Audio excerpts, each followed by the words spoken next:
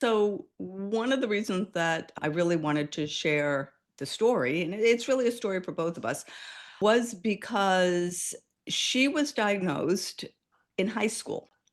And in fact, it was only afterwards, once I started going down the dyslexia rabbit hole Mhm. and really understanding what it was and everything else, that I was able to look back and say, oh my goodness, all of the red flags were there. She didn't like rhyming. She was incredibly disorganized.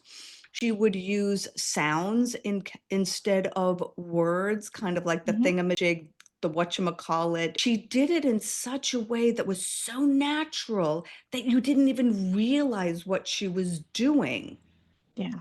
for that. But that was I only realized that in hindsight when she was 17 and I started looking for, well, what are the signs?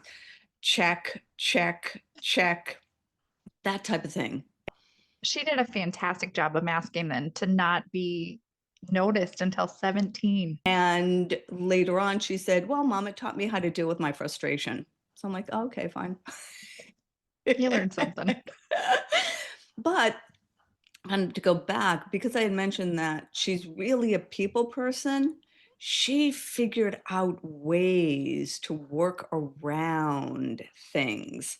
So, for example, in middle school, she started bumping up against, she wasn't having enough time to complete her tests in class. So she would talk to the teacher and say, I know the material. Can I come in at lunchtime and just finish? I didn't finish my quiz or whatever. A student who really wants to do the right thing, or they would let her stay after and then give her a pass to the next class. She was extremely resilient in figuring out how to work the system. Yeah, which is why it took us until high school to figure out there was an issue.